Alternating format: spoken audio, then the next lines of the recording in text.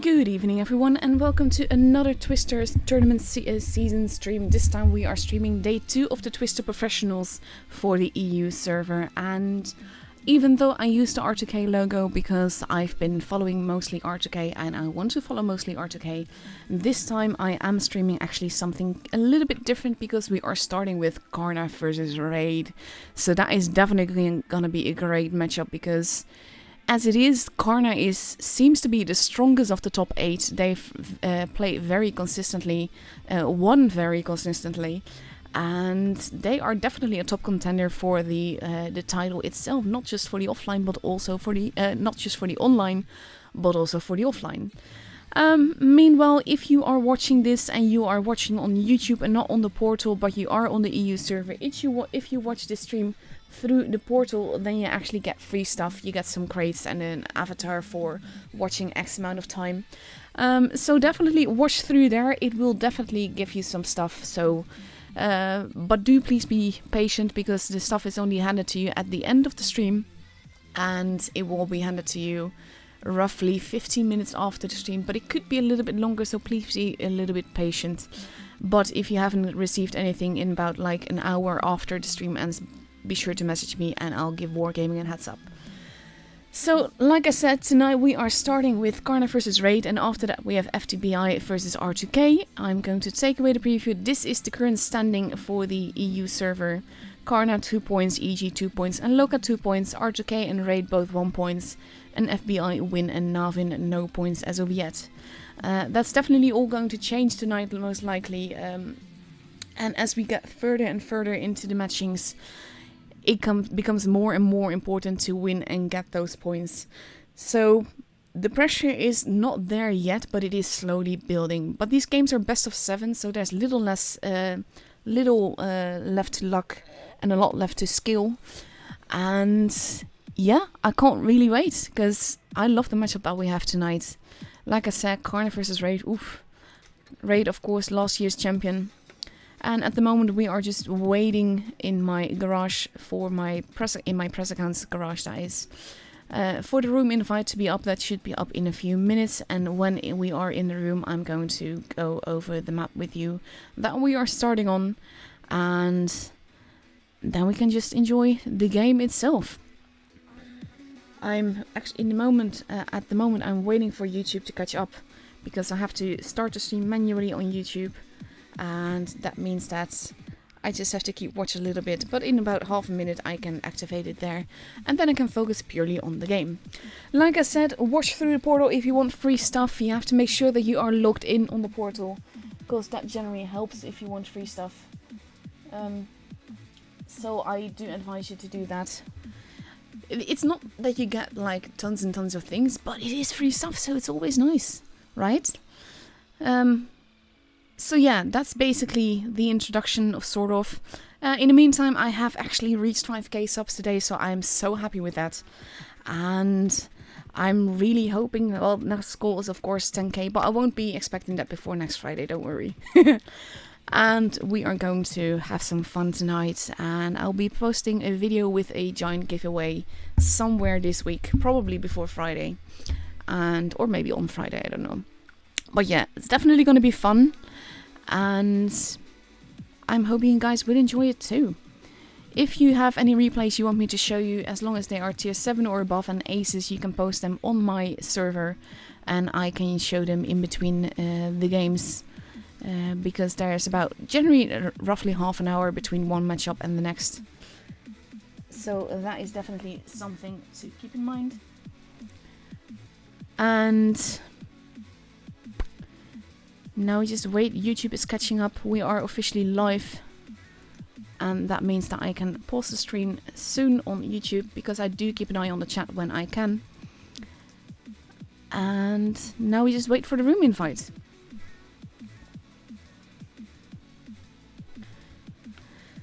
So I'm hoping you guys are as excited for this as I am. I do sound probably a little bit tired. I am a little bit lots tired, mainly because I've not really had much of a life this weekend. With all the streams I've been doing. So we have now gotten a room. We are starting off on Castilla, so let me just grab that map for you. Castilla looks like this. You have 3 bases. The mat base on the right side, base A. Left side. Right and left is something that is very difficult for women to keep track of. So yeah, you have base A, which is considered the map base. Base B, that is in the middle with lots of lines of fire in it. It's nearly impossible to cap. But if you manage to get it, it can lead to a very good advantage, because it will also be very difficult for the enemy to steal it from you. And of course we have base C, which is considered a heavy base. But there too, there are so many lines of fire into it, it makes it very difficult to get and to hold. Personally, I much prefer the positioning around base A, also with the citadel and everything. I just feel that it can be worked better. And that is basically what we're looking at for this map. Lots of camper positions as well. That's something that I both like and dislike. It is in one way a very interesting map because it's not that predictable, but on the other hand it is the map that we've seen the most stalemate games on. So that is something that might be... I just got an error on my iPad for trying to watch this. Because I want free stuff too. So I think it's sorted now, so yeah. But yeah, that is the map that we are starting on. I hope that we don't get stalemate games, but these 2 clans are very pro, so I'm kind of sure that regardless of how it starts, we get an epic ending. So let's take away the map so that it won't be on your screen when we actually get the gameplay. And we have Raid already completely raided up and Karna completely there, but not raided up yet.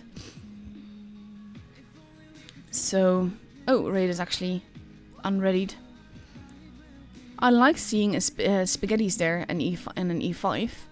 I'm still not sure how competitive the spaghetti is. I love the spaghetti as a tank. It is a lovely, lovely tank. But it is a bit of a risk and it has barely any armor. So it can perform really well, but it's a little bit situational. So even though they still have 3 minutes and could change their complete lineup, I actually like seeing it in battle.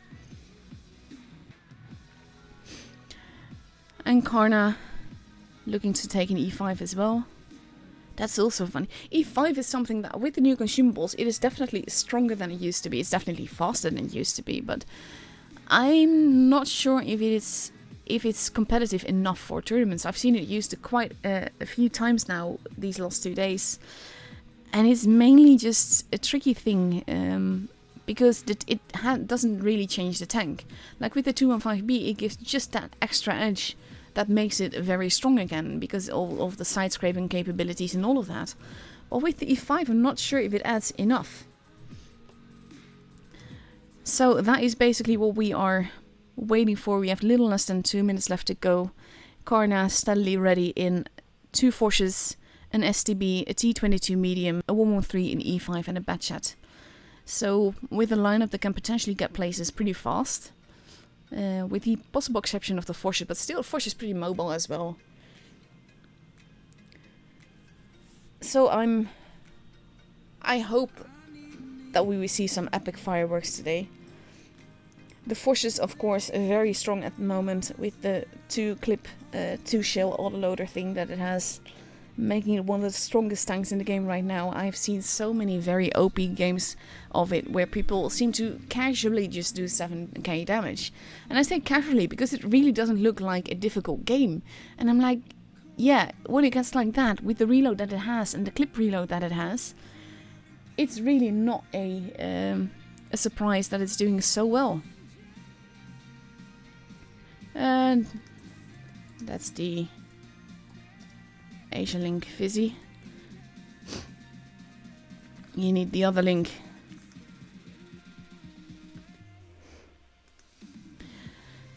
So we have 38 seconds left to go. Raid seems to have set in their lineup as well, with an E5, 2 spaghettis, a Batchat, a 215B and a 268,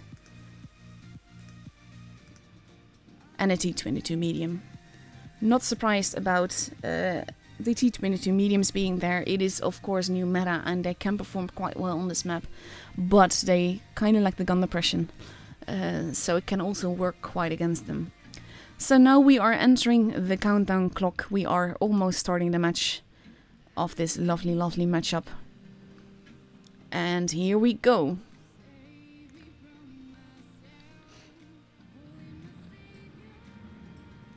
Raid mostly pros with a bear and a horn. And Karna using pretty much all kinds of different avatars. I always find that funny to look at, because some team can be very consistent and like a team and they will all use the same avatar, and this is not like that. So let's see what they do. We have Karna heading towards base A for the most part, whereas Raid is doing the same thing with the spaghettis. And the spaghettis in this case can make a very good case, because they have the auto loaders. And, well, it's auto reloader of course, but they can clip someone quite quickly, especially if they work together. And they are going up. General has been spotted by Toby, but he's just mainly there to keep people spotted. He's not there to do actual damage. And he will occupy probably those spaghettis if they are pulling back, and he seems to be going to. Whereas JP is just staying where he is. In the meantime, we see a little bit of people spread out around base. Well, I wouldn't say around base B, but in the camper lines around base B. And we have Radicals that has gone up with E5 as well. They kind of can guess that there are people there, even though they can't see them. And you have Radicals that is probably going to spot the 268 there. He has been spotted. He does not spot the 268, but 268 does pull back. But he gets away with it, unspotted. The spaghettis, however, have been spotted, and Radicals has not lost any HP for doing this. Okay, I spoke a little bit too soon. He did lose some HP, but not much. So this is basically what I meant with sort of stalemate games on Castilla. Because everyone is in a good holding position. No one is really willing to give it up.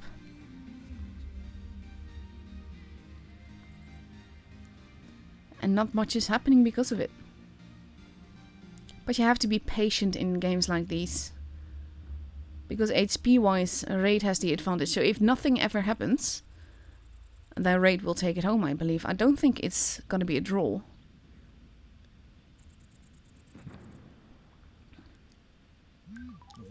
We see some fire happening, but no damage being done.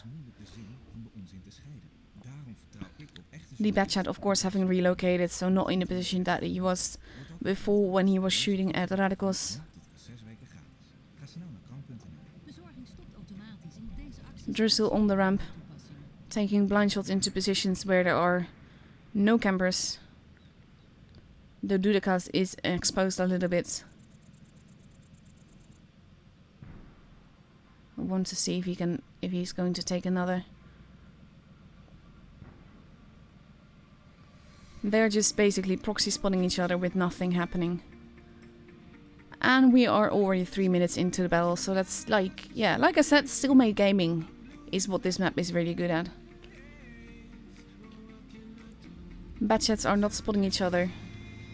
Dukadas, I should say. I always say Dudakas, but yeah, it's Dukadas. Is focused on whoever is on the Citadel. Blue Steel coming over as well. They might want to make a push for the spaghetti. But Blue Steel has been spotted going up by Toby, and Toby remains unspotted. But they know that there's someone there as well. So the question is, what are they going to do? Because like I said, those spaghettis, especially together, can deal damage very quickly. And Radicals is trying to spot who is there. He can guess that there's someone there, and he does actually hit them. And you can see that Toby is now pulling back behind the building. And now Toby has been spotted, so they know where the T-22 is. We have Sig that is rotating around. I think they all expect to push here. The forces at the back are moving together. Toby taking another shot, but no damage being done.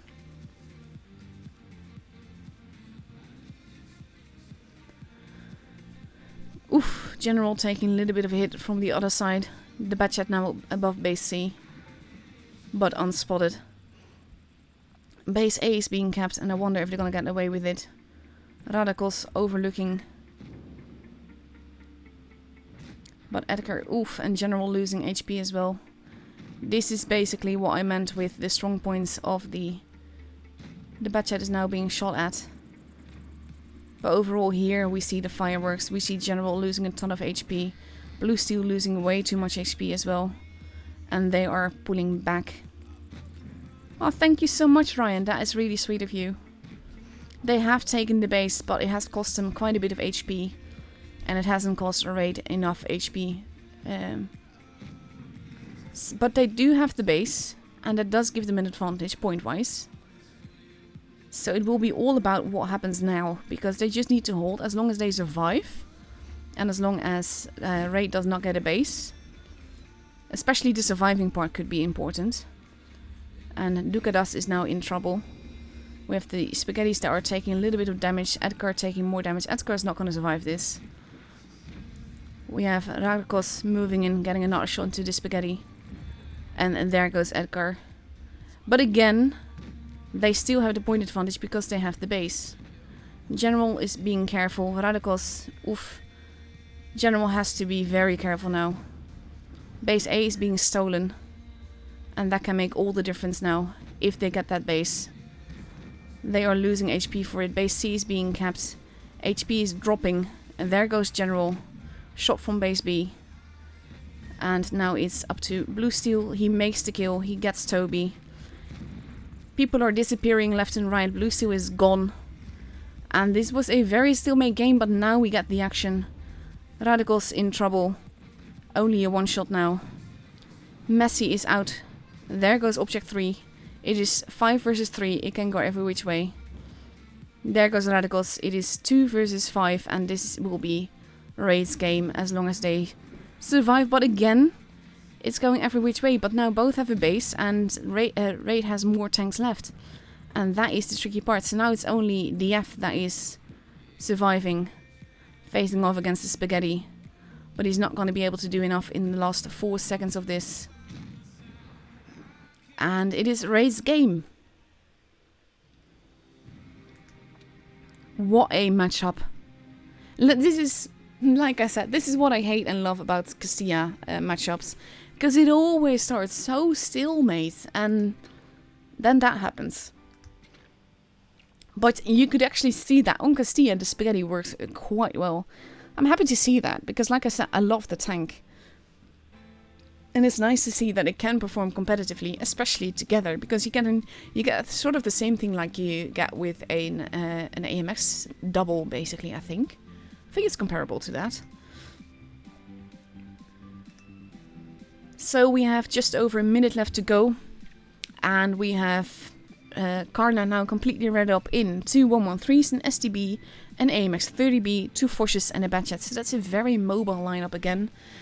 I'm surprised to see the 30B because I had seen it before, not necessarily this tournament, but where they have used it before, the Cupola basically necks it. So curious to see what they will do with that. But again, it is a best of 7. There's no pressure just yet.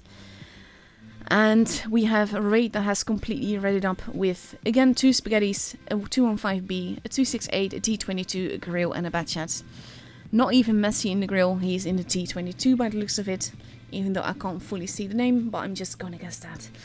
And that's gonna be a nice lineup as well. But again, there are so many camper lines in this map that you really need to be careful where you go, because you can get shot from everywhere. So with 12 seconds left to go, everyone is ready. We're just waiting for the game to be ready as well. And here we go. Loving seeing the Spaghettis, really I do.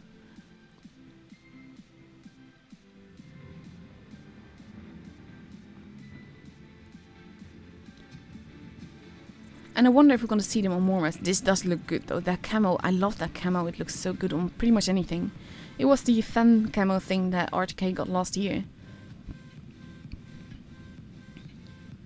And let's see what they do with this. Fast tanks sticking together. The force is also coming. Everyone is coming. Looks like we won't be having any campers here. And we have a raid that is a little bit more spread out. The spaghetti's heading all over the bridge. That is an interesting thing. I did not know you could get up there. Look at us. Taking some very early shots. He's being deleted. I have no idea what he's doing.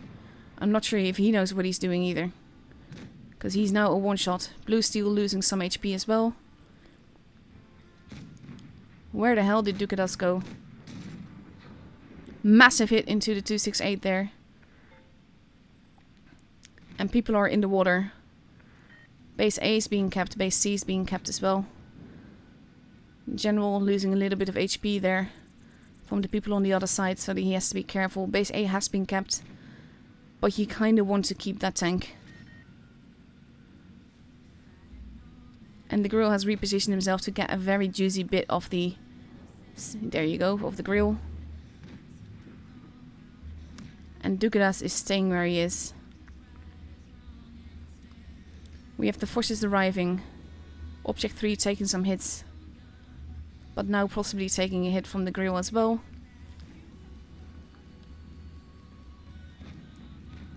Oof. That one missed by the F.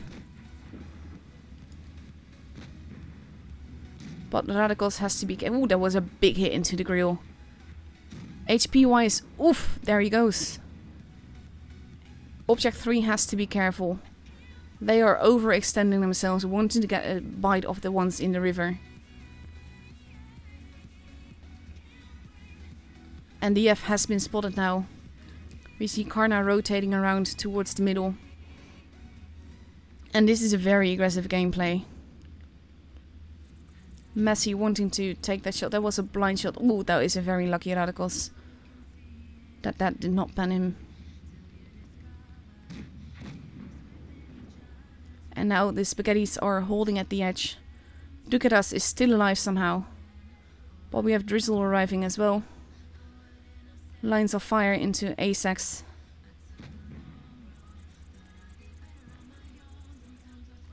But he is still alive. He's holding behind the building.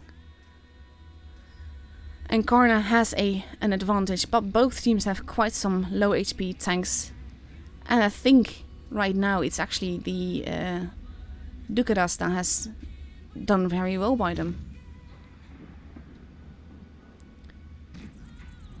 General wanting to get a bite of the Batchat, but not able to. Edgar trying to take out the 268, but not able to.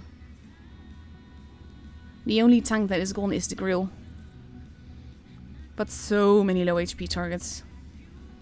And General has to be careful that he doesn't get shot by the camping Toby in the Batchat on top of the hill. Because it can go every which way. Drizzle making a move. And there's no one left to protect Dude. Ooh, there is actually one left to protect Dukadas. But he does finally get taken out there. But he does pay for it dearly as well. Big hit into Drizzle. And there goes Drizzle, but there also goes Object 3. But Raid has... Both teams have lost 2 guns now. I can't believe Dukadas survived as long as he did.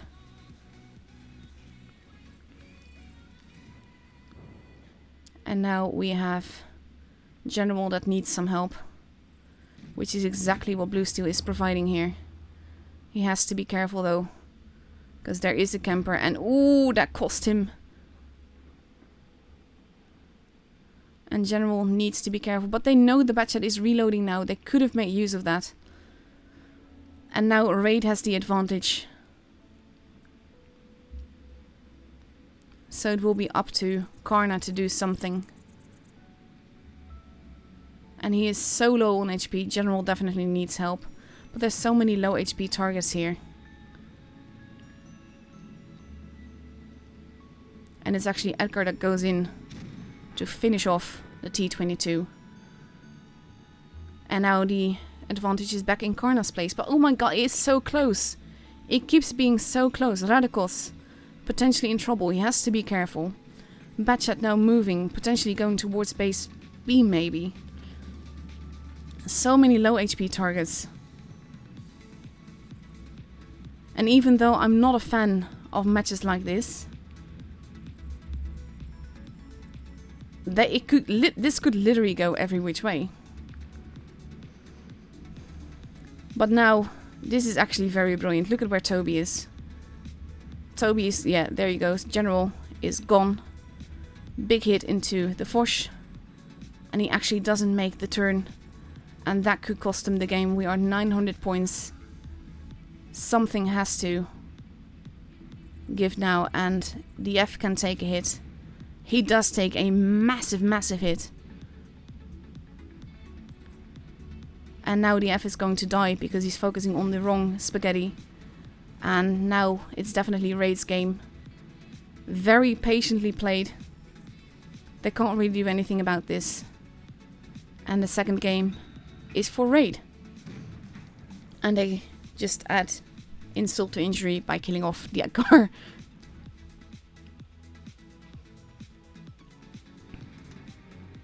What a game that was.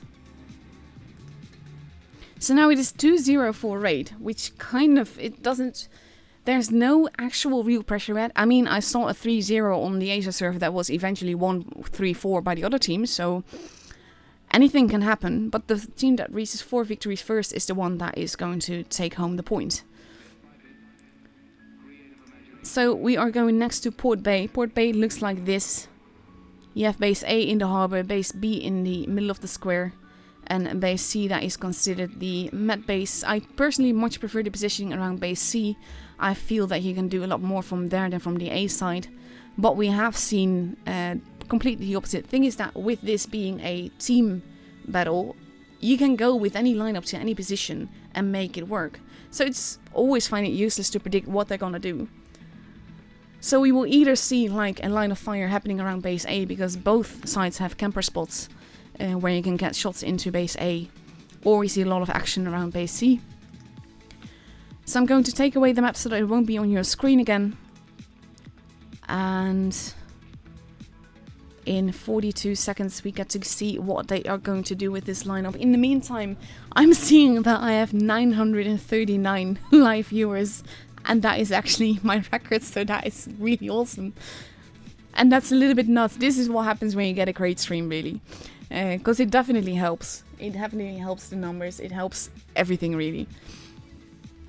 So we have a raid that is ready up in a Mouse, a T22, two T22 mediums, a 215B, a Gorilla, a Foch, and a Batchat.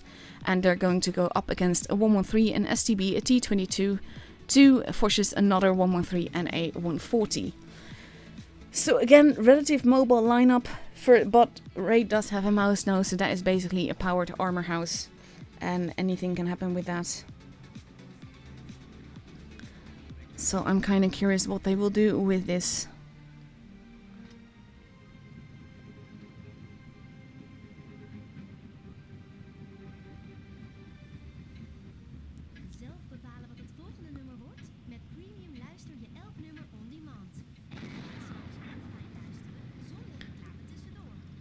So let's see where they go. We have people focusing on the A side.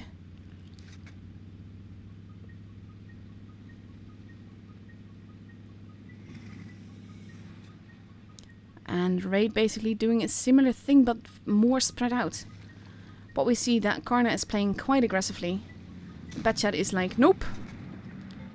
But they are just moving in. Going straight for the kill. Using the cover that they have. T22 has been spotted as well. Stuck in a corner. Oh, Radicals just lost a ton of health. They are moving in together for a full-on rush. But Raid is right there. And this is looking to go very much against what Karna was expecting and wanting. Batchat's still alive. Dukadas is gone. But there go JP and Toby as well. Massive hit into Sick. Blue still taking some damage. Sick is almost gone, has been tracked. And he still has a shell left. And they can't really make it work. He gets to live another moment. But Raid has now lost 2 tanks. Karna's only lost 1. And it will be difficult for them to get out of it. Sick has now gone as well. So that is 3 guns out. That was very aggressive gameplay by Karna. But it did work. I want to show you all. But that is a little bit difficult. And we see that Anti is going behind. DF immediately responding. But losing quite a bit of HP doing so. The mouse moving in. Anti paying for his insolence of trying to get behind them. Ooh, that was an expensive not hit. But we see that the mouse on the other side has been reduced to ashes now.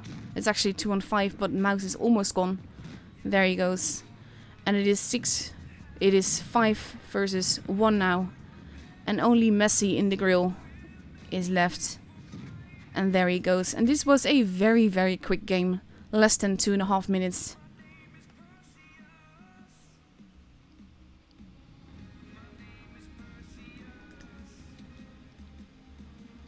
That was an amazing, very fast-paced game. Very aggressive gameplay by Karna. But it definitely paid off.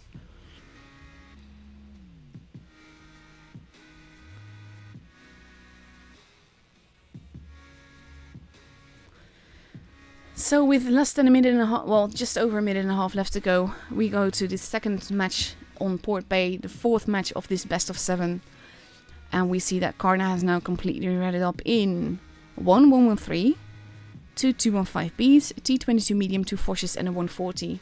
So that is a very different lineup than before. And they are going to go up against potentially 2 215Bs, 2 Foshes, 2 Leos, and perhaps a T22 medium, but Anti hasn't read it up yet. We might see a little bit of an exchange going on raid side as well. Nope, but they stay in the same tanks. Possibly just changed equipment or camouflage or loadout. I'm curious to see what the Leos will do, because they are so juicy. But they are also fast, have laser accuracy and all of that. So that will be fun to see as well. In the meantime, I got a message saying that the spaghetti is actually a racist German term from Italian. But I'm speaking English, not Italian. And I'm not German. And I don't mean it in any way. But it has been called the spaghetti from the start. So, yeah. Just felt I should point that out. But we are 10 seconds away. Countdown has begun. And here we go.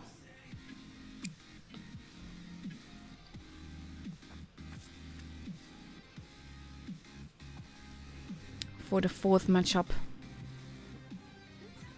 Like I said, really curious to see how the Leos will perform. It is raid, so I expect them to perform well. But it's also Karna, so yeah.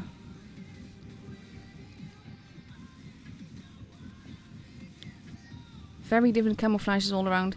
I remember a time where people would just pick the same camouflage for the whole team. And it sort of became a team thing, and it's so gone now. I think also because of the whole fact that you have the whatchamacallit, the legendary camouflages and all of that. So right now I actually got stuck against the lighthouse, I believe. Karna is going for a relative aggressive move towards base A again. But raid is not there this time around. And we have Blue Steel that is going to cap base B.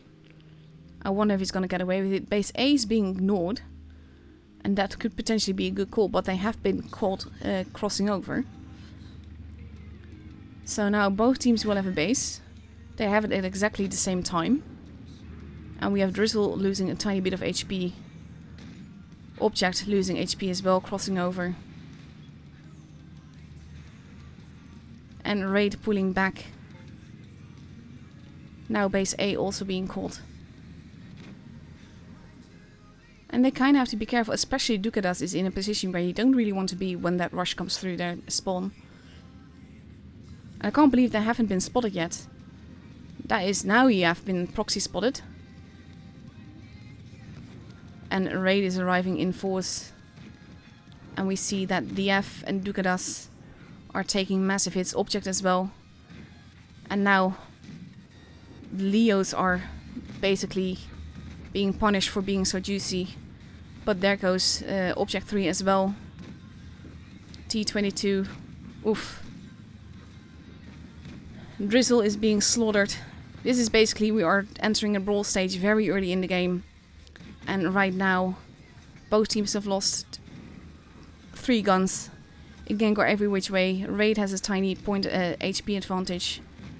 But as it is... Ooh, that missed though. That was a very important shot not to miss. Radicals still alive, but barely. It is 4 versus 3, but it's not going to last long. HP-wise, Raid still has the advantage. And we have Radicals in a precarious position. He's not going to survive much longer. There he goes. It is 2 versus 3. With the F still reloading. General in a tough position. He's not going to survive either. He does take out Sig though. And he tracks. There you go. And now only General is left. And he's not going to make it. I think Raid responding as it is, being spotted so late, is what cost Karna the game here. Because they didn't pull together fast enough. So that is actually, wow, very well held. Well, not necessarily held, very well pushed back by Raid there. I love the fact that they just went back through the spawn, got spotted so late, and by then it was too late for Karna. So now the score is 1-3. That means that the pressure is on Karna to take it back somehow. And they will have to win the next 3 matches to get the point, and Raid only has to win 1 more match to get that point. So with that, we are moving to Canal, which is one of my favorite maps. Let me pull it up real quick for you. Looks like this. You have 4 bases, B and C close to their respective spawns, D the map base, A the pretty much camper base. Overall, I much prefer the positioning around base D, but tournament-wise, A can work out very well because you can put some campers there and they can shoot a lot of the map. So that is basically what we are going to look at less than a minute from now. And we have Karna completely readied up in an AMX 50B, a 215B, an F405, 2 113s, a mouse and a Batchat, and they're going to go up against potentially a IS-7, 2 Spaghettis, 2 Leos, a Grill and a Batchat. That's a very mobile lineup. That can work out really, really well. So I'm curious to see what will happen with this one. It's going to be, like I said, the pressure is definitely on for Karna. So we either going to see some very defensive play or some very aggressive play is what I think. Karna now taking a mouse. Very interesting lineup. I think the mouse will hold at B, I would guess.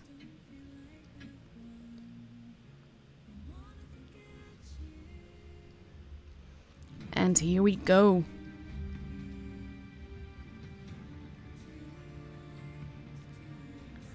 This is one of my favorite maps, mainly because it's one of the bigger maps, and that's something that I really miss in the other maps. I feel that a lot of maps on Blitz are very small, and Canal is actually one of the bigger ones. Karna focusing on the A side by the looks of it, with the 113 heading towards base B. And we have Raid doing the same thing on the other side. Base D is being completely ignored by both sides. We have lines of fire happening already. Oof. Object 3 losing a bit of HP. The Spaghetti losing a ton of HP already. And we seem to be entering a brawl very, very quickly. Raid crossing over, costing them a ton of HP. And they will probably get base A.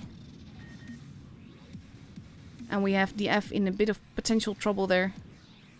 But look at the HP that has been lost simply trying to cross over here. And that means that, oof, Drizzle losing a ton of HP as well. We have Toby in the Batchat. And he is going to be chased by Dukadas. Getting hit for it. The 405 arriving as well. And he's just being eaten alive. And now everyone is at a clip reload, but it is actually General that finishes them off.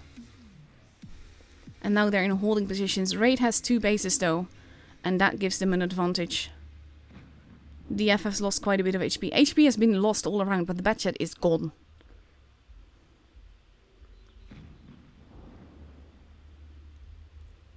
And it can go every which way. And I think that Dukadas is now go... Ooh. Sick just took a hit.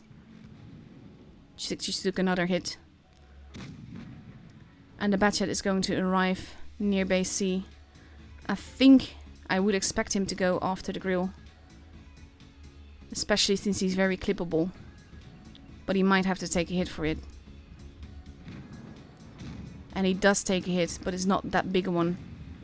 And he is almost gone.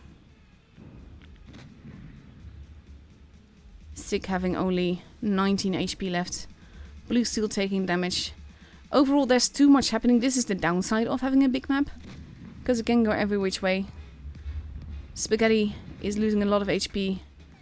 Raid is pushing. Radicals is gone. DF is gone. And it will be the AMX 50B that is gone next. He's reloading his clip. He's not going to make it. He's not going to be able to get another shot in. There he goes. But there goes Drizzle as well. Sig is up next. There you go. And it is 4 versus 4. But Raid has an ample point advantage. Because they kept the base so fast. Dukadas is gone. The FV has reloaded his clip. Gengar every which way. And we have the 113 that just kept base D. The barn house of the F405. A primary target where he is. He has to be careful. And basically they will need to steal a base. Messi taking a hit. I love how close these games are, honestly. Not just point wise, but also tank and HP wise. It works so well. 405. Base C now being stolen, but it might not be enough. Messi taking a big hit. But Blue Steel can't really overexpose himself.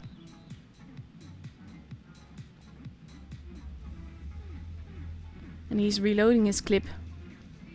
We have JP in Spaghetti heading towards. They're crossing over. Blue Steel has reloaded his clip. And I'm wondering what Raid will do, because General is not looking too healthy. If he has some backup, it can be different. General now being rushed. And they take out General. And that can make all the difference. Blue Steel having 1 shell left. He will have to make the move. He will have to make it fast. And he actually gets deleted making the move.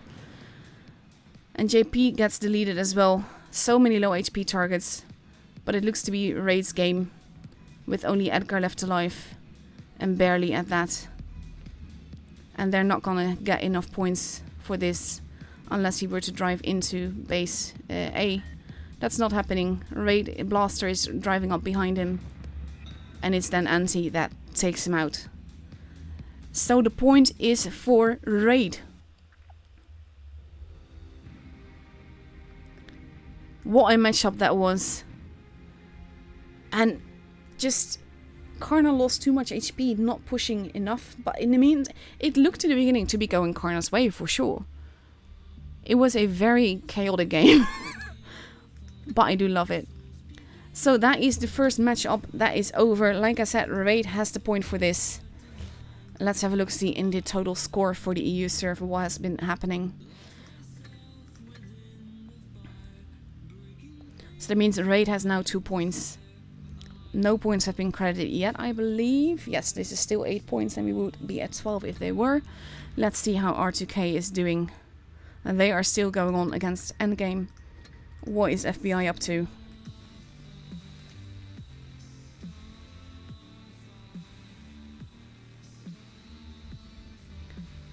And they are still up against Win.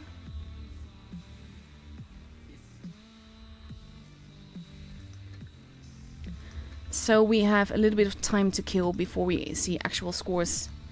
So I'm going to show you some replays for that. Let's see what I have for you. I have a nice little game in the standard B by the one mode, so let's start with that. I just saw a question in this in the chat. How can we spectate like this? Can anyone tell me? The aerial view spectation looks sick. It only works on PC, and you can only do it in training rooms and stuff. It is allowed in normal training rooms, but you need to be on a PC to make it work.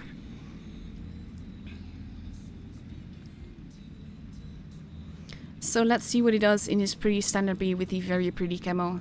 This is a tank I absolutely adore. It is so much fun.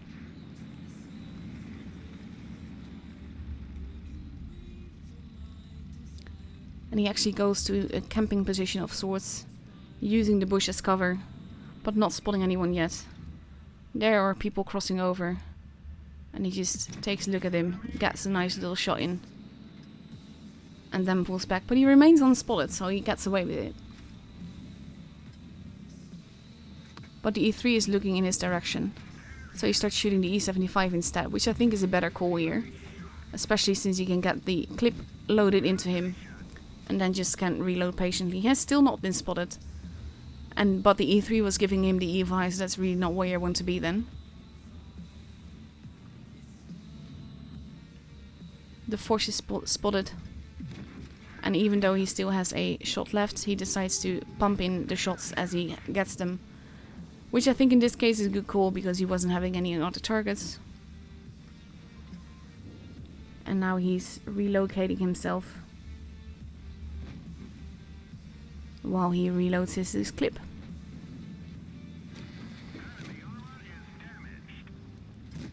Now if the Batchet were to get a shot in, that would be great, and he does. He kills off the T-54.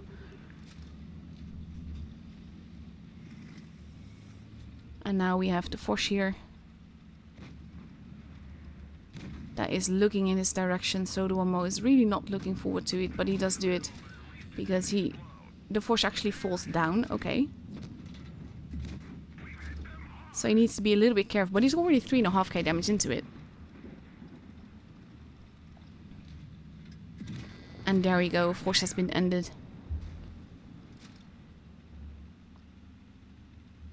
And now the E3 is looking his way. And he's just like, yeah, let's not be here.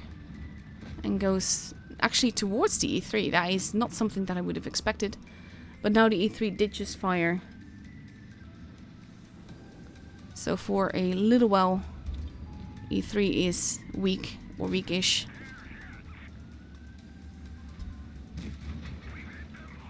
And the Wamo decides to get beside him. Ooh, he has to be careful now though, because he can actually get shot like that. I'm not sure why the E3 just changed like that. Ooh, this is very, very tricky.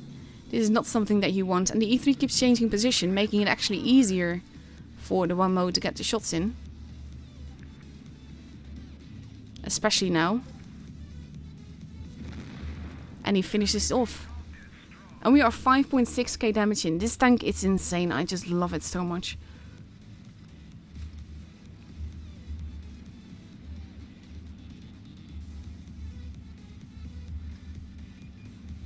And there's the last E75. And we are nearing 6k damage. And it would be nice if he got it. He has 2 shells, so he should be able to finish him off. Especially now. And he doesn't need to be worried about him reloading in time, because he won't. So we finish at 6.381 damage. Very nicely done. Lovely game. 1573 basic speed, that is nuts. Tiny bit of assisted damage. Awesome game altogether. So let's see, do we have a scoreboard yet? We are up to 9 points right now, so we are still missing points. Let's see. Is this known yet? This is still going on. So, okay, I'm going to show you another replay before looking again. Let's see what we can show you. I have so many replays in the standard B actually that it's quite nuts. But it is such a good tank. It's my favorite tank of the new line actually. Probably even beating the spaghetti at that.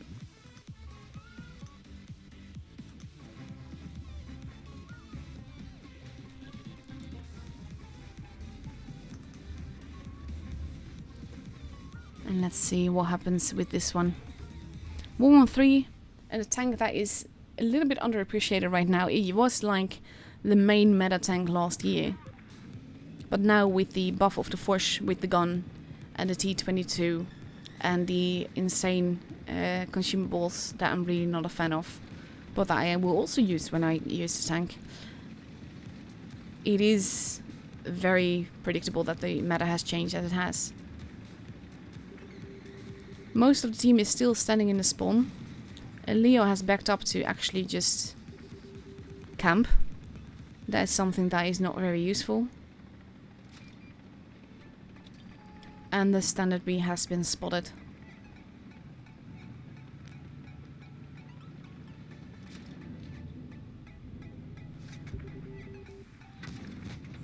So he misses that shot, but he also bounces it, so it does no damage to him. By the way, if you see tanks moving in stop motion, that is a replay bug. There you go. He's carrying surprisingly little premo. For me, I always carry quite a bit, quite a lot of it. And I mainly carry a lot of it because I'd rather have it and not need it than need it and not have it. I don't mind doing a little bit more, less damage if it means that I will ensure that my shot actually pens. Because shooting and bouncing actually does no damage at all, so yeah. This is like really not the team that you want.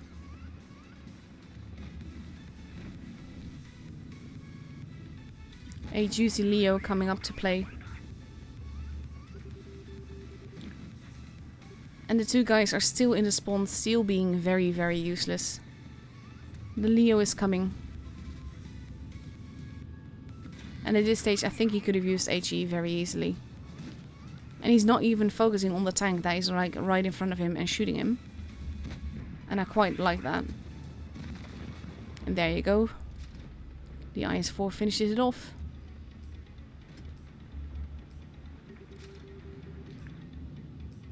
A grill has been spotted. Shot missed though. So he goes with his IS-4, wanting to keep him alive. I feel a great need to decipher the name of the IS-4, because that is Roman numerals.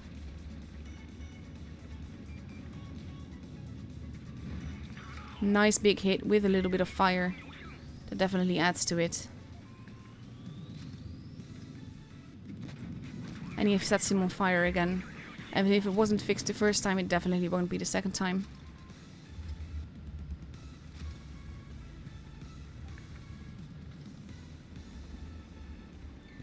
But they are working together quite nicely, these two. And that's something, I like having an accidental teammate like that. It works so nice. Thing is that we don't know where the 268 is, and that could potentially spell trouble. So he's very careful peeking out as he does. Not wanting to get shot by the 268. But he does finish the E50 off. And you saw a shot hitting the desert floor. So someone is trying to shoot them.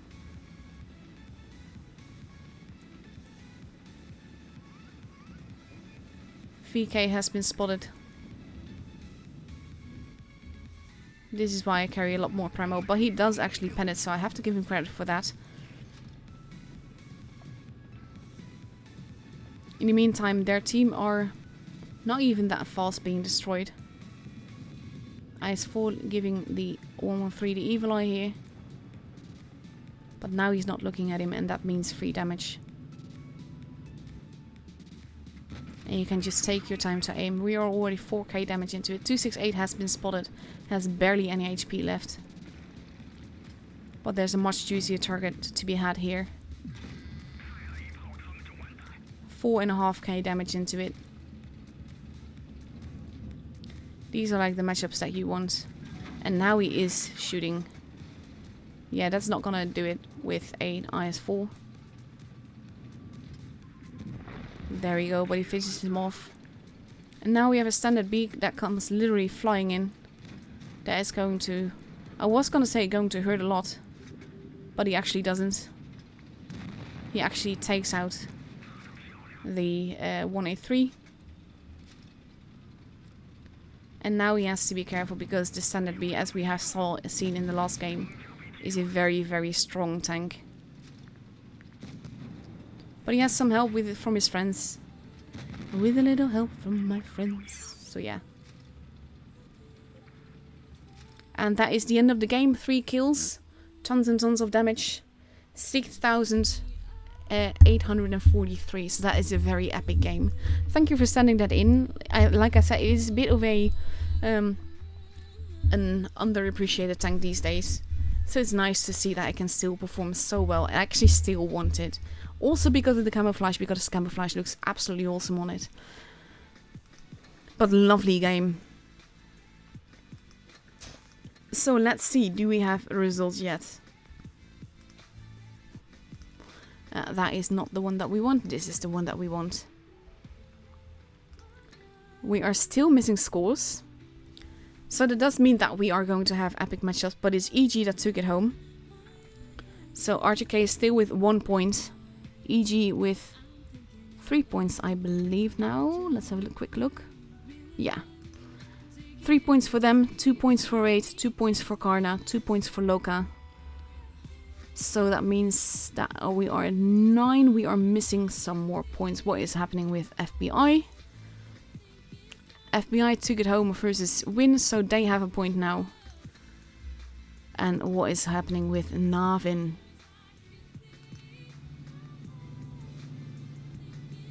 Navin lost to Loka. Loka holding so strong this time around.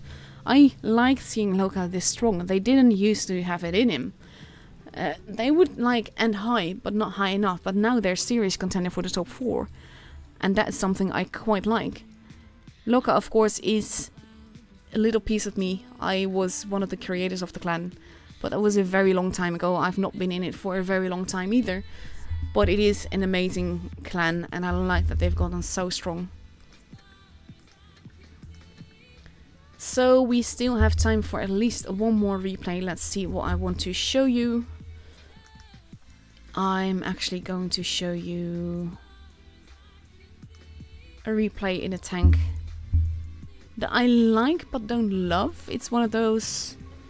I'm kind of indifferent about it. It is a good strong tank. I mainly got it because I've seen it used. It's been spammed in the spring season so much.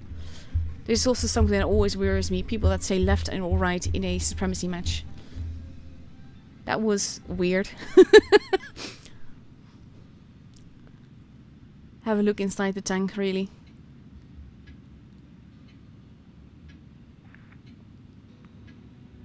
I be not happy, Bonnie, so by the looks of it.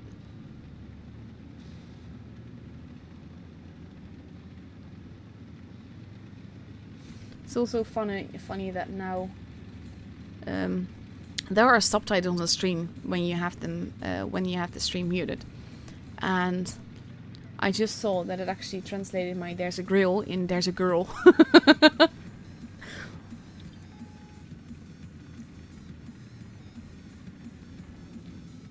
IS-8 moving over, but not in a position where he can get shot.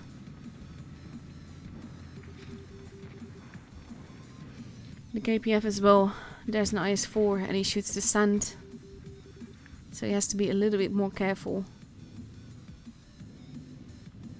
And you can't really shoot him like that though. Even if you could have taken... Now we know that there's a camper somewhere.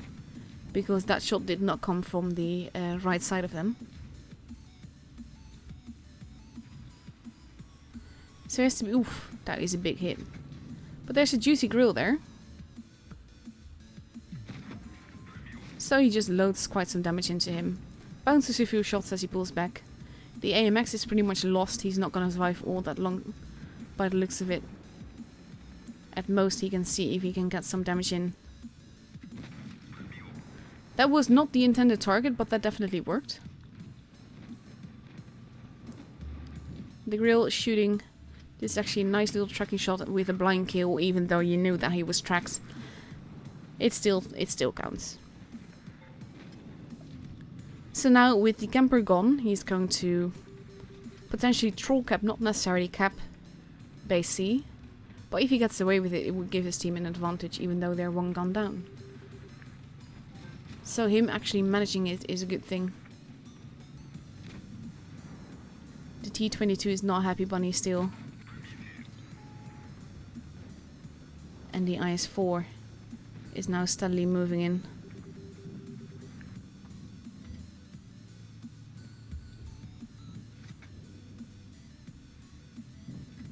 And he absolutely gets obliterated before the IS-4 even gets a shot in.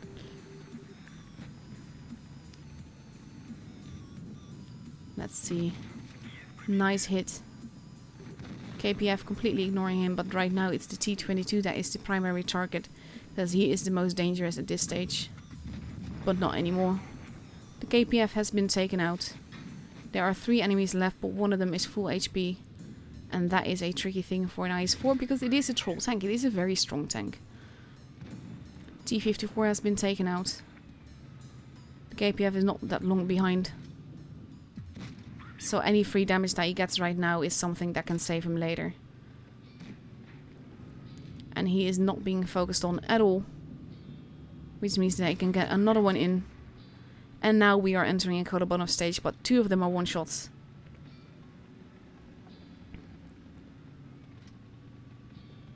So let's see where he goes with this.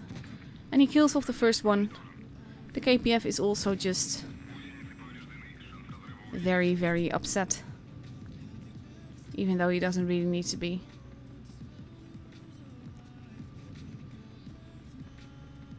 And he is just pulling back, which I think is a good call.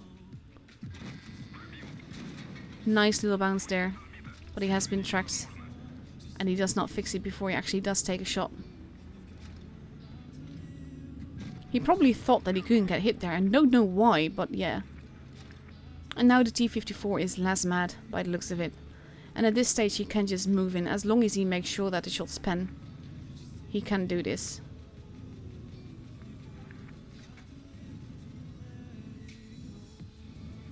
This is something I wouldn't risk. I would just go in for it, take the hit, and know that I reload in time to finish him off.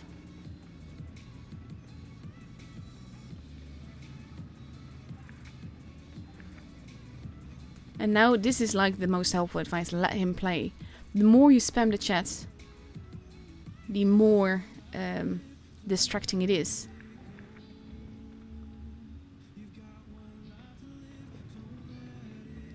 So he's just waiting for the IS-4 to take the risk.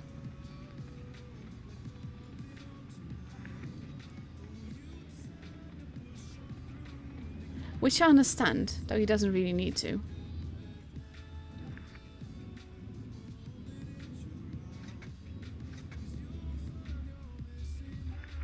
But in the moment that he shoots, the other IS-4 will probably move in.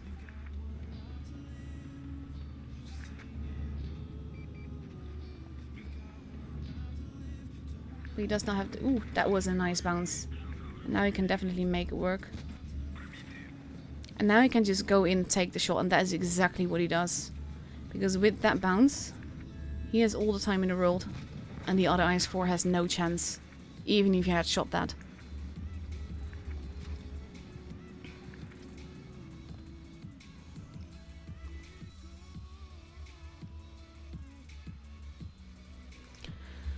So that is quite a bit of damage. 1561 base XP is not bad at all. Very lovely game. 725 supremacy points. That is what you do it for, and it definitely helps towards the ace XP. That is why I love supremacy.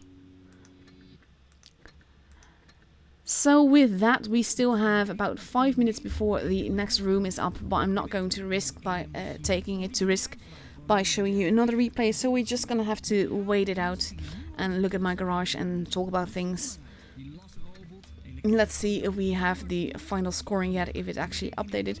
I keep thinking that the professionals will be listed at the top, but it's really not. And we see EG and Loka both having 3 points, Raid and Karna both having 2, and R2K and FBI both having 1. And that means 6 is 10, it's 12 points. So that is the total of the points that we have right now, I believe. And like I said, for now, it's getting more and more important to get those points. Because at the end of the day, at the end of the week, I should say, the teams that have the most points are the teams that go through to the top 4. Top 4 will go through to the online finals, and basically the winner of that gets to go to the offline Twisty Cup event. So it will be very cool to see what happens after today. Then there's another round on Tuesday, which is long. Then we have one more round. There's 2 rounds on Tuesday, one more round on Wednesday, and then the final stages start on Thursday, I believe.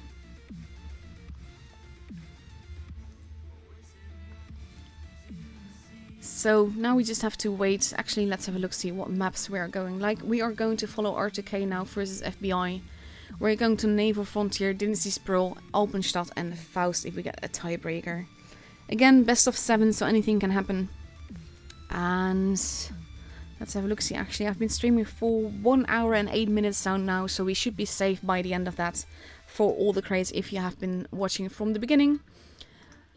So let's hope for that. Again, those that want stuff for watching this stream, you have to watch through the portal. My mods have been posting links like a lot. So you kind of have to go to that link, log in, and then it starts gathering basically the rewards for you.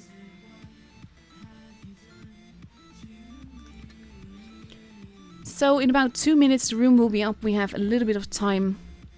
Not sure what to talk about. This is something I actually quite like. So let's take a look at that. Basically, for doing your daily missions, you get stuff, and with the stuff you can get free stuff. So that's something I like, because it doesn't add anything extra. You don't have to if you don't want to, but you can, and that is helpful. In the meantime, I still have a container, so let's just open that.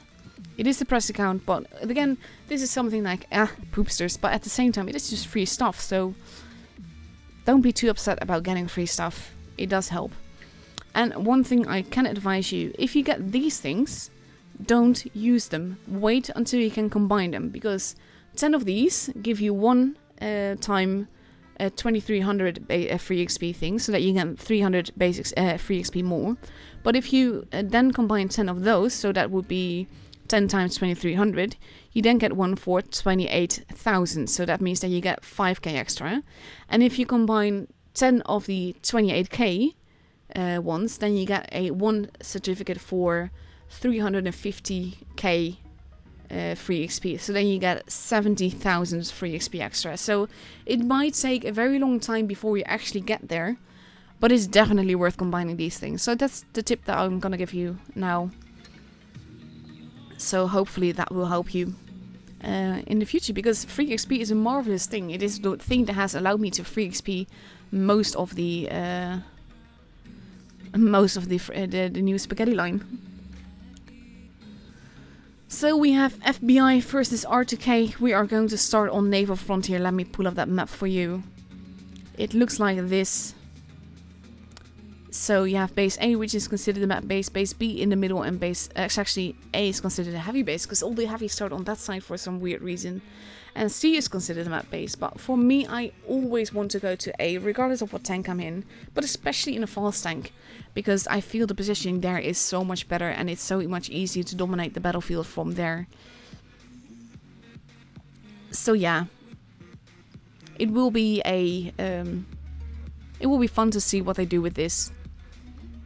Mainly because we've seen some very interesting matches on Naval Frontier earlier today, but also just in general with tournaments. It is an interesting map, and it makes for fun gameplay. So I'm very eager to see what the teams like this do on a map like this, and how it will go. So with that in mind, I'm going to take away the map now, and we can just focus on the team and the way that they get ready. Like I said before, this is a team game, so I can't really tell you where I expect them to go, because they can make every side of the map work depending on the tactic that they go with, and they don't even have to have a very certain lineup to go one side or the other, because they can just make it work. FBI almost completely readied up. RTK has a few people left that are changing things, but they still have over 3 minutes left, so that's plenty and plenty of time to do that.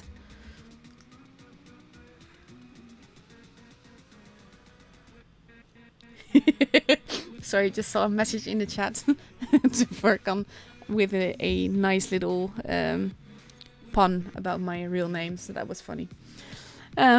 FBI now completely readied up in an E50M, 2 215Bs, 2 Foshes and 2 IS4s.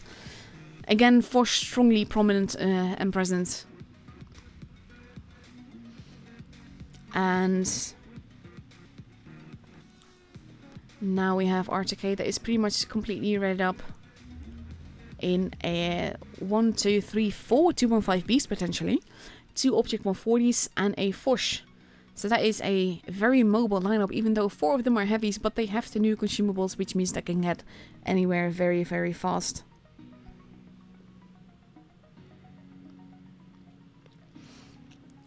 So we just have to wait a little bit. At this stage, I actually like the Capex Infinity as choosing a Hago to be in this room.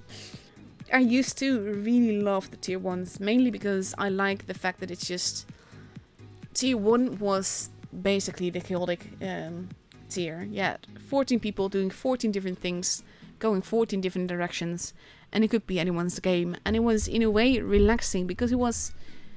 As chaotic as it was really uncomplicated. And that's something that I miss now. The low tiers are so unbalanced. I'm really not a fan of that.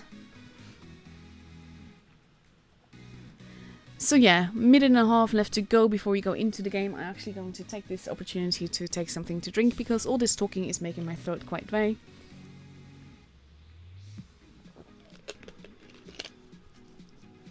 And now we just have to wait a little bit. The thing is that at this stage, with both of the teams just completely ready, anything can... I don't see why people should wait. It would be nice if we could just like press a battle ready button, as in you have to ready up, and if you're not ready up, then you go to the battle at X amount of time if you haven't pressed the battle ready button. But if both teams are just completely ready and you have minutes left to wait, you could just potentially go. But yeah, the only part that is now not...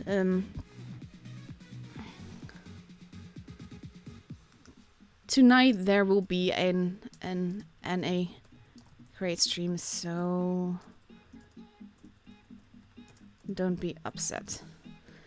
There is 1 stream per day per server that gives stuff, and at the moment it's actually been arranged that every server will have a stream on every given day.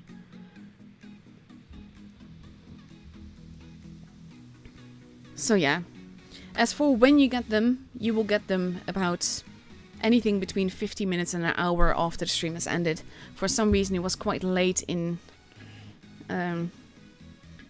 it was quite late, but the rewards will only be given to you after the stream has ended. Reading is a very important thing. This has been explained in the news. So just be patient. You won't get anything while the stream is still going. That's basically it. So let's see what they do with this very quirky lineup on RTK's side.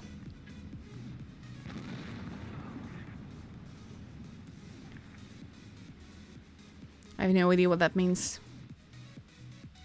And we see RTK sticking together, using the Spoot Beast on some of the 215Bs, but not on all of them. And they are going straight for the middle. FBI sticking together. We see a blind shot happening where they expect campers to be.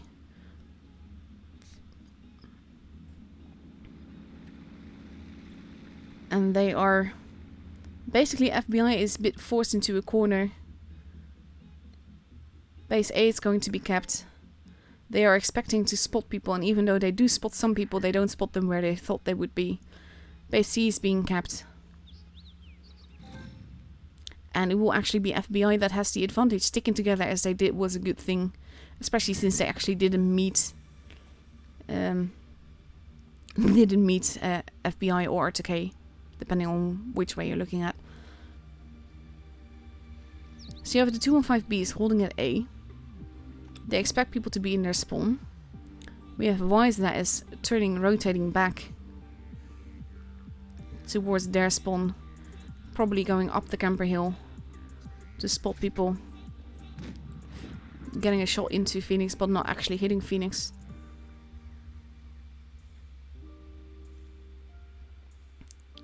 And now basically it's anyone's game. FBI has a slight point advantage. And we are in a little bit of a stalemate. Not much is happening. Wunderkind holding near A, but not having a shot. There is a target there, but he doesn't see him because he's unspotted. No party without me has been spotted, but he's now holding quite nicely.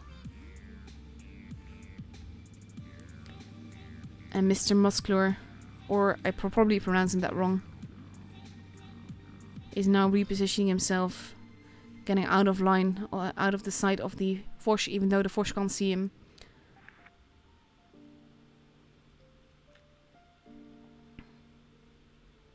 No 140 is sticking together.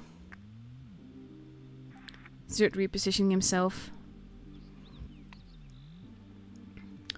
Both teams pretty spread out, both teams dominating about half the map. But FBI has the point advantage, and it will be up to RTK to make a move at some point on one side or another. And I think they're waiting for someone to try and take base B, because that would be a sort of key point in changing the match. Playmaker on his own now. The Foch having rotated to the back with the 215Bs that are now, they are holding, they're not going for it. And Wunderkind is holding back, not wanting to be spotted. Stopey losing a little bit of HP. The ship's cannon firing a little bit. Base B is being taken by Zerd. And though he loses a lot of HP for that. So does Phoenix. But now FBI is moving in. And Zerd is losing a ton of HP. And he is gone. And Phoenix did lose a lot of HP, but not enough. And now it is FBI that is making the move. That is capping. And that is losing tanks. Playmaker now having no option but to go down. Wise losing a ton of HP. Feel the Glandor. I'm probably pronouncing that wrong as well. Both teams have lost 2 tanks now. Base B has been kept though. And that is a tricky thing. They need to make the shots count. And they do.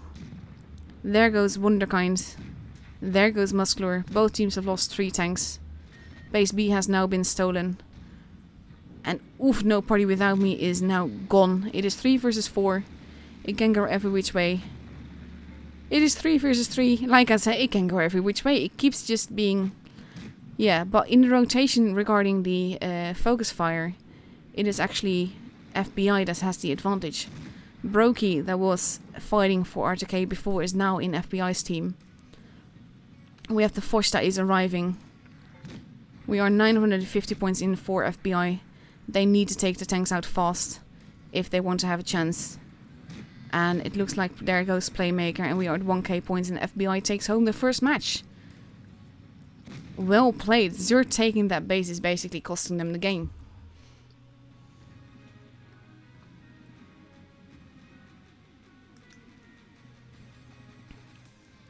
Very lovely match. The funny thing is the focus fire was so on point for both teams, but because the reloading of FBI was a little bit ahead of schedule regarding compared to RTK's, and they actually got their focus fire shots in before RTK, and that is what won them the game in this case. It was a very close one. And Zerd, of course, taking so much damage trying to cap that base. Even though it was a troll cap, the rest of his team was too far away to make it work. So we have just over a minute left to go before we go into the second match of today. And we just have to wait. We have RTK that is now completely ready in a 215B, 2 Foshes, 2 Object 140 and 2 E50Ms. And they're going to go up against an E50M, two 215Bs, a 1A3, potentially 2 Foshes and an IS4. Wondering what that 1A3 is going to do, because it can be very good or very bad. If it misses a shot, it generally gets taken out very fast. So we are 35 seconds away from it for the second match of this best of 7.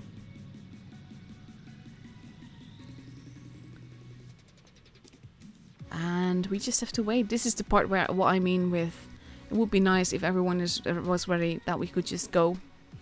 But some people do still change something either in their equipment or their loadout or stuff like that. So I understand. Now one of the 215Bs has become an IS4. So we have 1 E50M, 2 IS4s, 2 215Bs, a Death Star and a Foch. And here we go.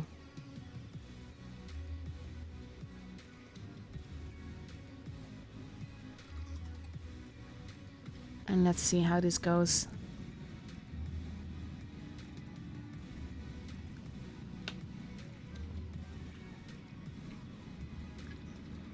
I like this map. I like how it works. It did invite for some stalemate gaming with the way that they were at base B. And we have FBI and RTK mainly doing the same thing again. But I wonder if we're gonna see a cheeky early base B cap now, rather than a late one. The 140 and the E50M sticking together, going straight on in. Not even going in, they're just going by. And they're going to take out Yete Banur, possibly. Oh, they're actually not. They're not taking the chance. There's a bird flying by there. But they've definitely gotten a reaction. And we see some crossfire going on. But it looks like FBI will have the base. And now Wise is turning back. Going to cap base B, which is a cheeky thing to do. And we have Wombo protecting him. Whereas Wunderkind, No Party Without Me, and their Foshes are capping base A. So now RTK will have the advantage. And we see some more damage happening, but not all that much. Playmaker taking some damage there. Wise as well.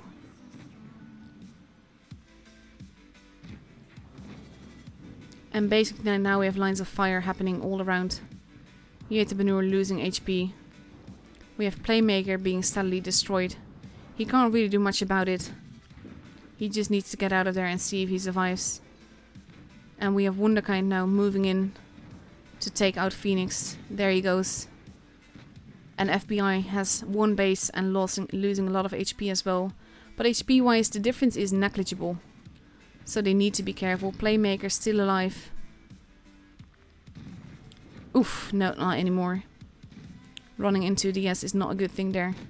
Stopey has been destroyed. HP wise, point wise, RTK still has the advantage. But they need to be careful. Spitty4 is being taken out. And taken out quite aggressively. There he goes. But Zerd is losing a ton of HP there as well. Brokey. It was actually Takosur that took out the Foch. Base B is now being stolen.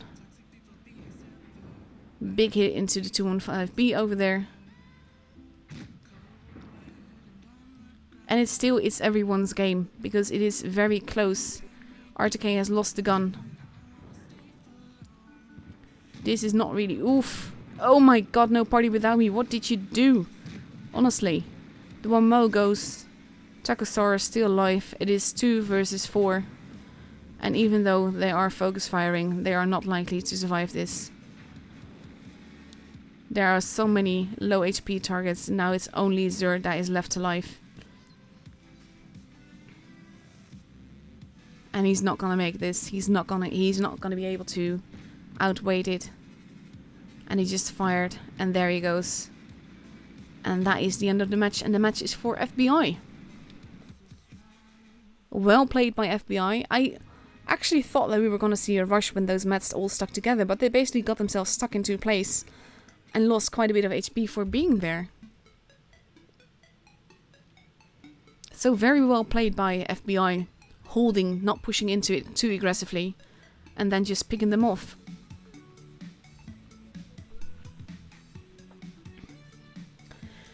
So the score is now 2-0 for FBI. We are moving on to the Panda map, which looks like this.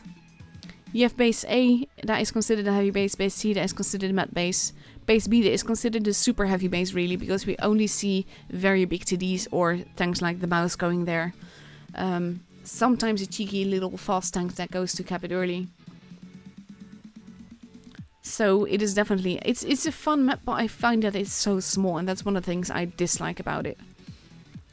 So I'm going to take away the map so it's not on your screen, but now you have an inkling of where we are going. And we have R2K completely ready in a mouse, 2 140s, a T22 medium, a Foch and 2 215Bs. Versus 3 215Bs, an E3, a T62A, a mouse and an E100. So that is quite a bit more super heavy armor on the other side. Also with the E3, because I kind of count that in the same division. Same with the Jaeger, because it's just, they are powerhouses. Only they're powerhouses with big guns and no turrets. So we have 24 seconds left to go before we go into the match. And then we just get to see what happens, because the pressure is slowly being put on R2K for this. Especially also with the points and everything. They will have to take the points home if they want to have a chance for the top 4.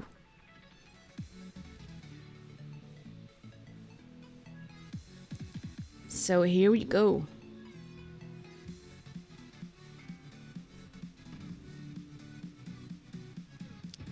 And let's see what they do with these lineups. I would expect some action around base B.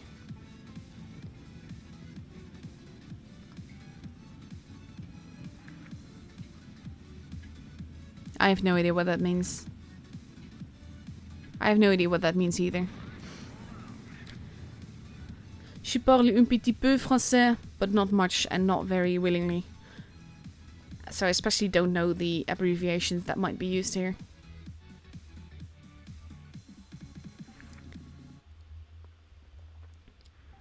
So we have FBI focusing all on the C side, whereas R2K is all heading towards base A. And FBI has now deduced that they are not there, so they're just going to cap base C straight off and get themselves a nice little early advantage. No party without me pulling back so he doesn't get shot. Base A being capped, but FBI will have a little advantage here. We see some shots happening where no party without me was peeking out, but it doesn't do any damage yet. We have Zerd moving in with the mouse, and that can be quite tricky. He has to be careful. The E3 has been spotted, the mouse has not been, but I think they kind of expect people to be there. R2K, one of the Foches, rotating back. Gets spotted for his troubles though.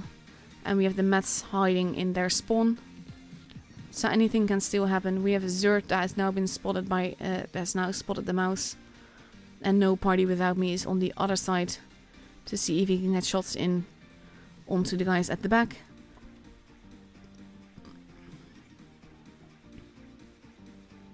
And all the way on the top of the panda head, we have Stopey holding, going back towards the rest now.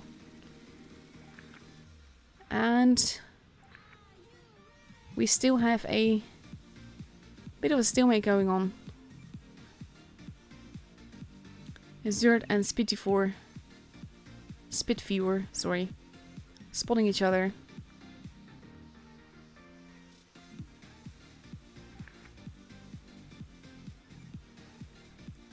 Yetebanur keeping an eye on their spawn.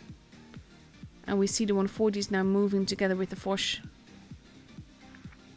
And they managed to pass through. unspotted, but now Wise is spotted. And now Gassio as well. And they move in quite fast and deadly together with Wonderkind. But they don't really do all that much damage for it. We see a mouse versus mouse happening in the middle. And FBI is pulling together fast. So they have to be careful.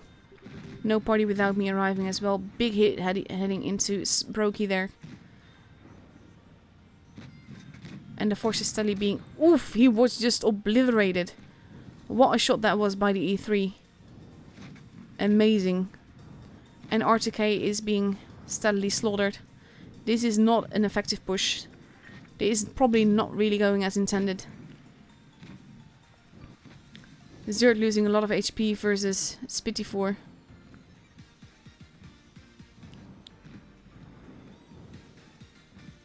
And he has to make every shot count. But he bounces, and that makes it all more difficult, especially since he does not bounce. And now he's just leaving it to help his team. But his team has lost way too much HP here. And he bounces on top of the corpse, and you saw the shot flying into the air.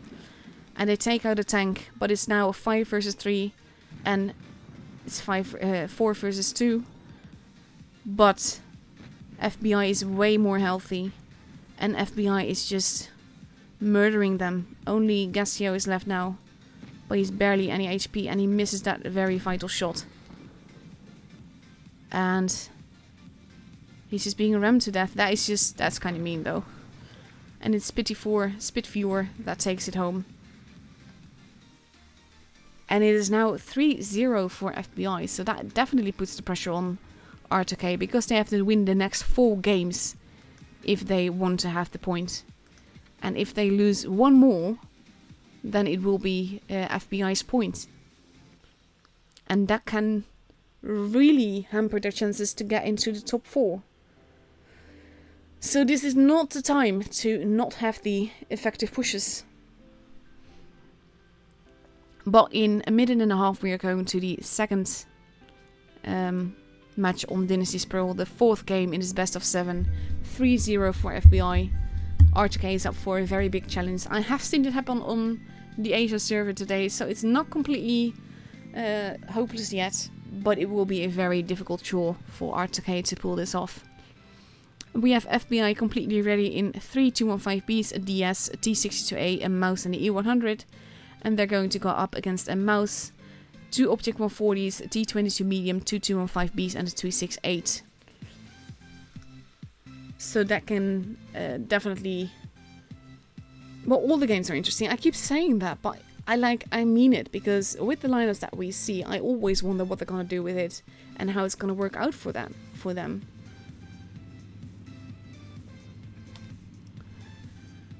So, and in this case, with the pressure on, definitely even more so. So, yeah. We're going to see in 25 seconds what happens. And if RTK can become a diamond in the rough under all this pressure. It can become a diamond under all this pressure. Because diamonds are made with tons and tons of pressure, for those that don't know that. So yeah, we will have to see. We will have to wait. 3 seconds, and here we go.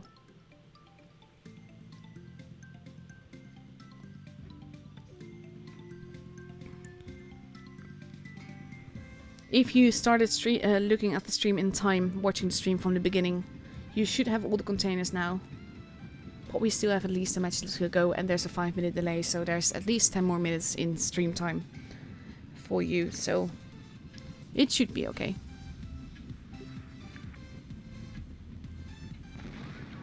And here we go.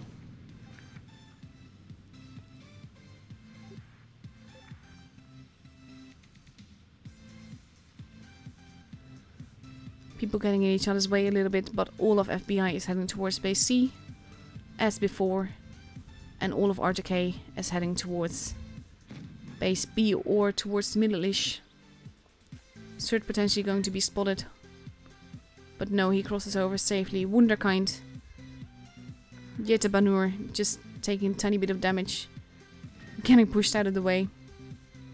I wonder if we're gonna see a blind shot into base C. We do, but he actually hits the fountain, and they saw that. Zerd taking some damage. Base C has been kept, base A as well. And it is now RTK that has a slight point advantage. But like I said, they will have a challenge to pull this back towards themselves.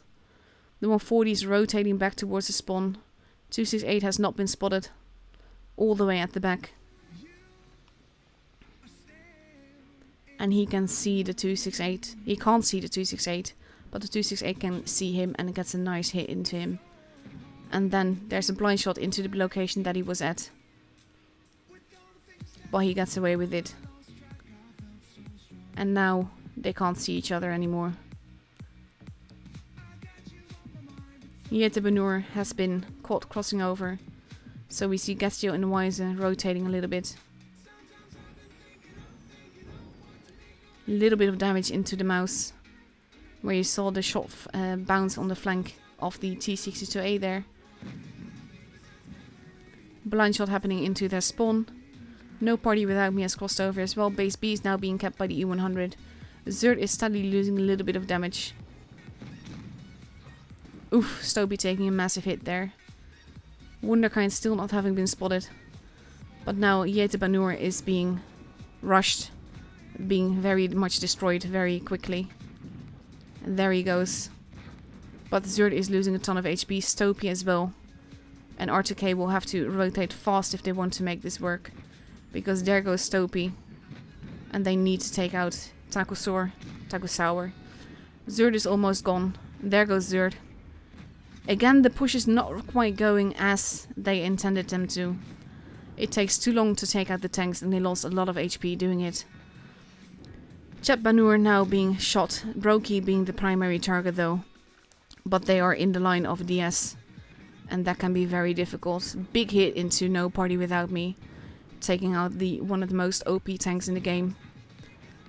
But now FBI lost 4 guns. No Party Without Me is pretty much gone. There he goes. It is 4 versus 3. But FBI has 2 bases. The DS is reloading and almost reloaded. Oof, the Phoenix is being steadily obliterated. The DS missing a very vital shot, but Gastio is being taken out by the E100. And they need to take out that E100. They are ignoring the mouse in favor of the E100. Weiser going in, murdering him. We have the DS that is now going to go off, facing off versus Weiser. And now with the DS having fired, Weiser can possibly get behind him, but he's focusing on getting that base. And that is the tricky thing, because if they do that, they might not have enough time to take that advantage back. Because the 1 Mo is not going to survive this. They've taken the base. 268 is trying to troll him into taking the shot. And they managed to do that. They have the 2 bases. It is a very close one. The 1 Mo still alive, but barely. And he's not going to survive this next reload most likely. There you go. And we are at 995 points. It is not enough. FBI takes home the point. Wow, what games these were, honestly, guys. Very well played by FBI. Very good job. And we end with a very difficult score. Because like I said, this is going to change lives for the top 4. Because it will make RTK's job to reach the top 4 very, very difficult. FBI definitely in top shape tonight. So FBI will have 2 points now. Let's see if we know the rest of the scores yet. Endgame is up against Navin. And Loka, let's have a look. Loka is up against Karna, so that is still happening as well. We just saw this one. And then we have Win versus Raid. And that is still happening as well. These were pretty quick games, to be fair. So, because I have the crate stream and because some people tuned in late, I'm actually going to show you another replay or 2. So that you can just get some more crates. So let's see what I have for you. I have a nice little game in the E4, so let's have a look at that. This is a game, this is a tank that I've not really appreciated for a very long time. For some reason I struggle to do good in it. It doesn't suit my playstyle anymore. Well, when I first got it, I absolutely adored it. Took me ages to ace. I've only aced it earlier this year, but still. It was a very lovely tank. It was my first turret at tier 10. Even though I'm not sure if it counts because the fact that it's not really a fully tuning turret.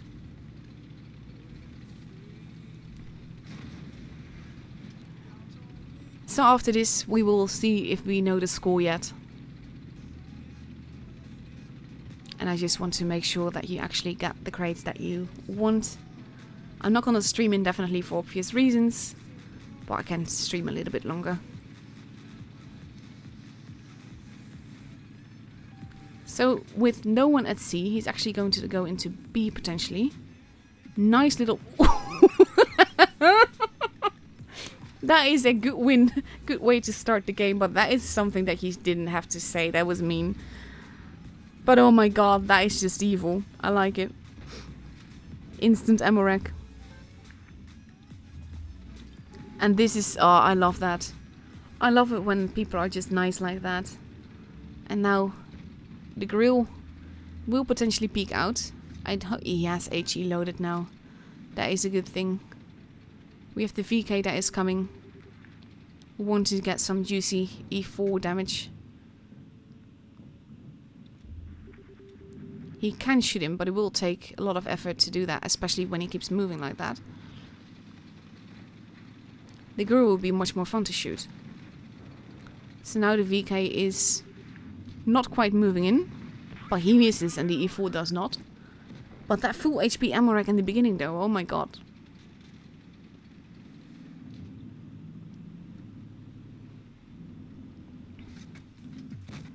And that missed. HE shells always fly slower than other shells, and that is something that can work to your disadvantage. Big hit into the VK, and even though he might take a shot now, he actually bounces that. Well done. He can kill off the VK as long as he gets that juicy part. Ooh, that was not aimed properly at all. So now he has to be careful.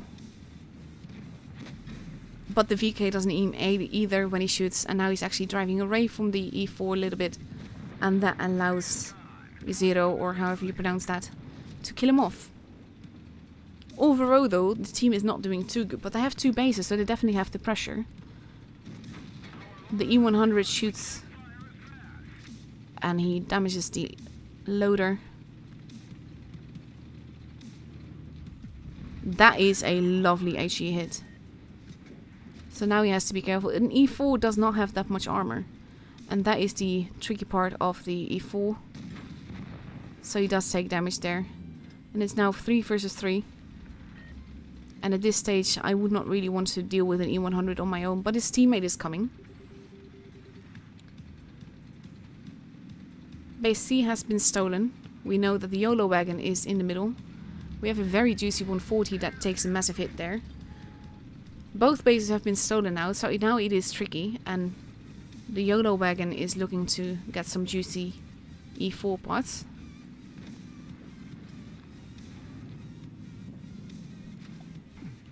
Oof, and that is an expensive shot not to actually pen. They have the time, but they have to be careful. And at this stage I would not shoot HE because you can kill him off with one, especially with a little bit of fire that helps. With a bit of a higher roll he could have been a proper one shot. But now we have an E100 at the back there. They kinda need to get a base. But the Leo doesn't seem to be doing that. He seems to be going for a scenic route somewhere. No idea where he's going. And now the E4 will hopefully get a nice shot in. But he has to be careful. He had to make sure that that counts though. What the hell is Leo doing? I have no idea. Load the Premo. That bounced though. Leo's going for the base. He could potentially have him, but it will be tricky. Now he should have him because the E100 should not reload in time. But he will have to make sure that he actually pens the next shot, otherwise he'll be gone. But with the E100 just looking at him like that, he actually gets it.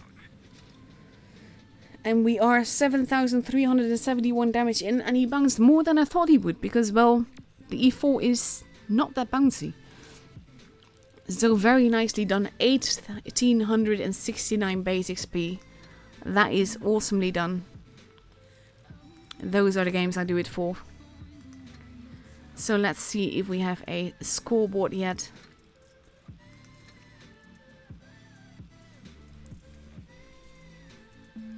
Let's see, that is 13 points, so only 1 point has been added, and that is FBI's point. Let's see how Karna is doing. They are still up against Loka, a worthy adversary for sure.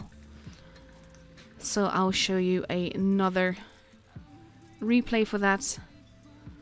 Let's see, what else have I got for you?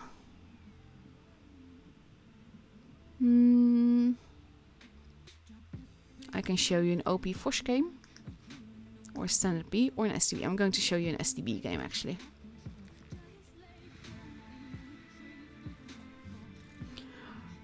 For those that have started watching in the beginning, you will get all the rewards once the stream is over. For the rest, you see a timer on the portal as you watch.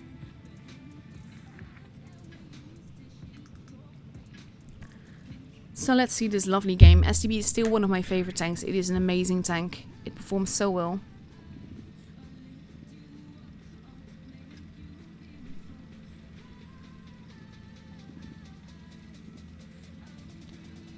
And he's not even in the supremacy match, but he is being quite forwards.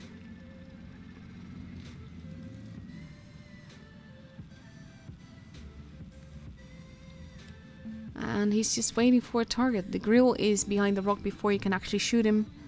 So he's patiently expecting something more maybe. And he's not wrong, because there's the DS. So he loads one into that. Pulls back relatively slowly. Even though he has a bush, so he could have potentially not been spotted. And then he relocates himself a little bit because there's a T-54 here that he can get a nice shot into, and that then bounces on his turret.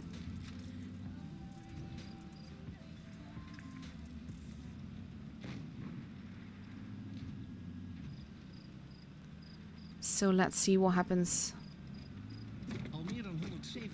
And now he's just peeking up and over. He can't really hit the bat yet.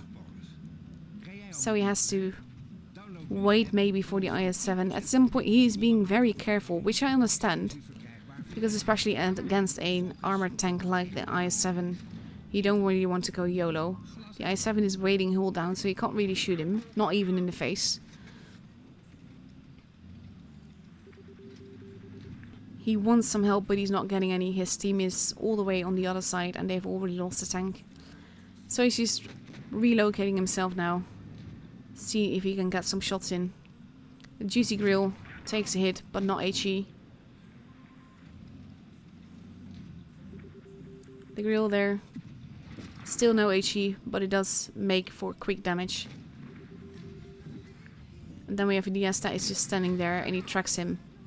IS-7 wanting to sneak around the back. So he turns around again to deal with the IS-7. Which I think is a very good call.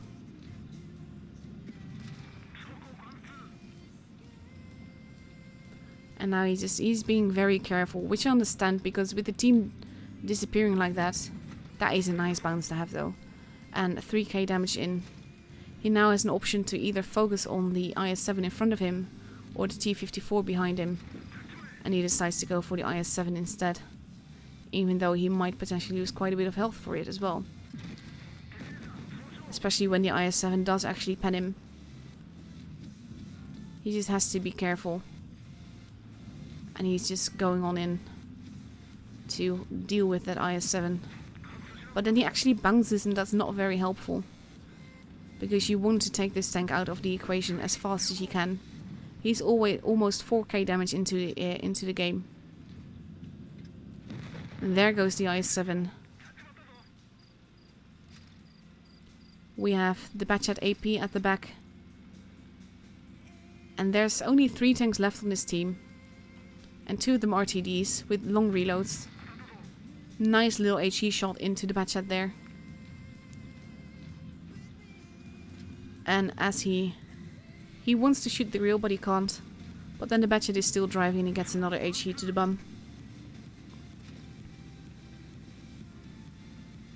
And there's the VK. He does take a big hit there. And he takes no damage in turn. Batchat AP has been destroyed. But now you have a tricky part because you need to take out these tanks. And you need to take out this VK first and fast.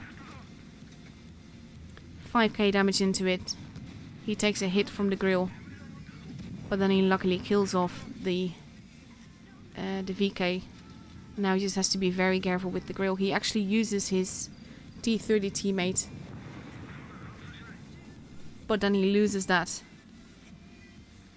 And then he has to be very careful. Because he's a one-shot for both of them. So it is important for him to survive. And he can use his amazing view range and his gun depression to make this work. I love that someone just cussed with the word baloney. That is just lovely. If you want to cuss, do it with words like that. Don't be rude to your team. But baloney is a funny one and it will actually make people giggle. So let's see what is going to happen here. The grill has been spotted. Nice little hit there. But now he's in a bit of a precarious position. He has to be careful. Because he can't really afford to get shot. But now the grill is a one-shot, so he just has to reload and make it work somehow. The grill at the same time is being very careful. But the STB has to take a little bit of a chance. Especially when he misses, but that shot bouncing is so lucky. That is not skill, that is pure luck in this case. And then he hits the ground and I'm like, oh my god. Because those are not the kind of derps that you want. So he waits until he sees the tiniest bit of the grill and then he shoots him. But the question is, where is the DS now? Because that can definitely destroy him. Even with a little bit of HE or splash damage, it could potentially destroy him. So he's actually doing this. This is, I think, a very good call. Because he understands the Death Star driving backwards to try and shoot him like that. But by him doing it and then missing, which basically seals his fate. We are nearly 7k damage in. He can do this. He just needs to get behind him. Because just like with the E4, the turret of the 1A3 can't turn the whole way. So that is a very amazing game. 7k plus damage in the STB. Awesomely done. 1705 basic speed. Core one that plays from Premo, the team that I'm following on NA. It is a very great player.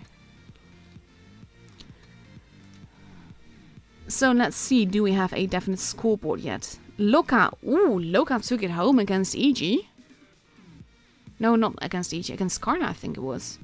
Navin won from EG, so that's also an interesting thing. Navin getting their first point there. Then we have... yeah, EG was against Navin. Then we have Raid. Scoreboard is being overturned here, I love it. These are the kind of matches that I absolutely love it when it happens, but I understand that for the teams it is very frustrating. Raid took it home against Win. FBI, what did you do? That when actually we saw that, never mind. Karna. Karna lost to Loka then. Yes, they did. 4-2 even. Oof. So let's count. We have 7, 10. Then we have 16 points in total. This is the scoreboard as is right now with all the scores of today. Loka 4 points, EG 3, Raid 3, Karna 2, FBI 2, R2K 1, Navin 1, and Win 1, 0 even. So the pressure is definitely on the teams with 2 points or less to win every single game that they get now. Because otherwise they can say goodbye to top 4. So it will be very interesting to see on Tuesday. That's when I will be next streaming EU. But tonight I will be back to stream NA for you guys, even though it's quite late. And like I said, tomorrow is a resting day. On Tuesday, all the tournaments start again, but I will only be streaming EU then, mainly because of the fact that it makes it pretty much impossible to stream NA because it's in the middle of the night. So that is it for tonight for me. I will be ending the stream now. You will get your prizes after the stream has ended. Just be sure to be patient. If you don't get them instantly, don't message me right away saying that you haven't gotten anything. Give it at least an hour before you start messaging me about that, because it can take quite a while. Yesterday it gave the prizes in about 15 minutes on the EU server, but it took about 90 minutes on NA. So just give it time, they will come, and otherwise I will be able to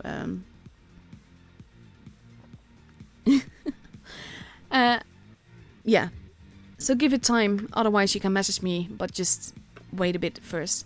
So thank you all for watching. Thanks all the teams for the lovely gameplay that we saw tonight. They were definitely interesting matches, so they were fun to stream because of that.